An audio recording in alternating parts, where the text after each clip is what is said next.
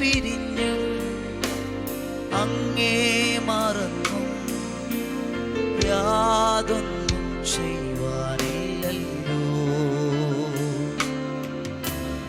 അങ്ങേ അല്ലാതെ വേറൊന്നും നേടുവാൻ ഇല്ലല്ലോ ഈ ധരയിൽ.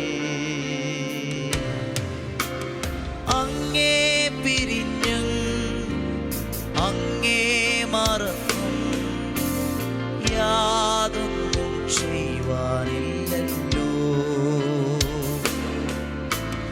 അങ്ങേ അല്ലാതെ വേറൊന്നും നേടുവാൻ ഇല്ലല്ലോ ഈ ധരയിൽ.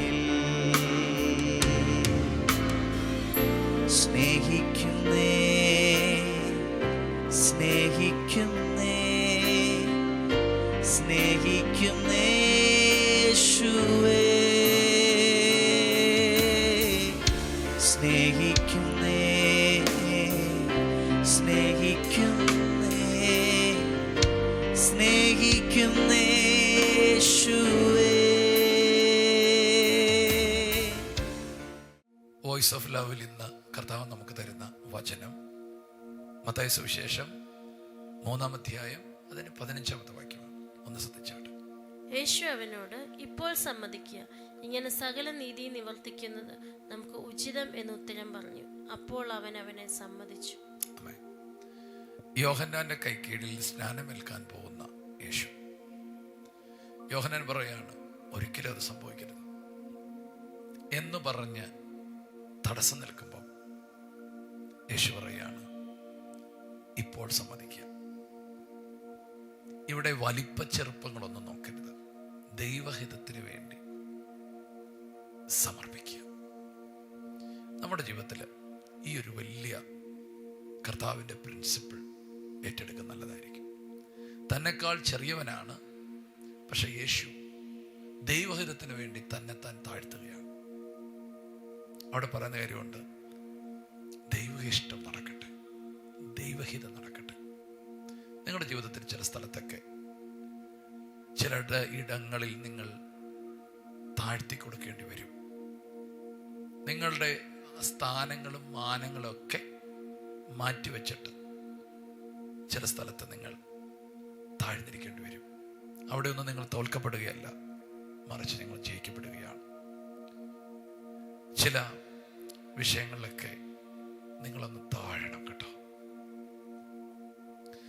നിങ്ങൾ പറയുന്നതാണ് ശരിയെന്ന് പറഞ്ഞ് നിന്നാൽ പ്രശ്നങ്ങൾ പരിഹരിക്കപ്പെടത്തില്ല.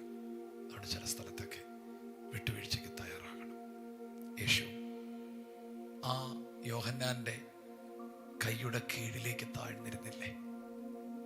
അതുകൊണ്ട് യേശു താണുപോയോ? യേശു തോറ്റുപോയോ? ചെറിയവനായോ? ഇല്ല, ഏറ്റവും വലിയവനായി. എത്രത്തോളം താഴ്ത്തുന്നുണ്ടോ അത്രത്തോളം നിങ്ങൾ ഉയർത്തുകയാണ്. യേശുവിൻ്റെ ഉയർച്ചയുടെ ഏറ്റവും വലിയ രഹസ്യം തന്നെ തന്നെത്താൻ താഴ്ത്തി ക്രൂശമരണത്തോളം അനുസരണയുള്ളവനായി തീർന്നു. അടുത്ത വാക്ക് വളരെ ഇമ്പോർട്ടൻ്റ്. അതുകൊണ്ട് ദൈവം അവനെ ഉയർത്തി. വീട്ടിനകത്ത് പ്രശ്നങ്ങളുണ്ടാകാം. അവൻ വന്ന് ക്ഷമ ചോദിക്കട്ടെ, അവൾ വന്ന് ക്ഷമ ചോദിക്കട്ടെ, അവളല്ല തെറ്റുകാരി എന്ന് നീതിയൊന്നും നോക്കി നിങ്ങൾ നിൽക്കരുത്. നിങ്ങൾ ചെന്നങ്ങ് താഴണം, പോട്ടെന്ന് പറയണം. ധാന്യവും വീൻ വർദ്ധിച്ചതിലധികമായ സന്തോഷം ദൈവങ്ങളുടെ ഹൃദയത്തിൽ തരും. എവിടെയൊക്കെയോ നിൽക്കുന്ന ചില പകകളും പിണക്കങ്ങളും കർത്താവ് മാറ്റുന്നത് എന്നെ കാണിക്കും. പിണങ്ങിയിരിക്കരുത്, ചിലയിടത്ത് താഴ്ന്നു കൊടുക്കുക. ഇന്ന് ഈ വചനത്തിനകത്ത് ഇങ്ങനത്തെ ഒരു ദൂത് കയറി വരുമെന്ന് ഞാൻ ഓർത്തില്ല. പക്ഷേ ഇത് ചില വ്യക്തികളോടുള്ള ദൂതാണ്. പരിശുദ്ധാത്മാവ് പറയുന്നു, ചില പ്രശ്നങ്ങൾ സോൾവ് ആകാൻ പോവുകയാണ്. ദൈവഹിതം നടക്കുവാൻ വേണ്ടി വലിപ്പം ചെറുപ്പങ്ങൾ നോക്കരുത്. ഒറ്റ കാര്യം മാത്രം നോക്കണം, ദൈവപ്രസാദം മാത്രം നോക്കണം.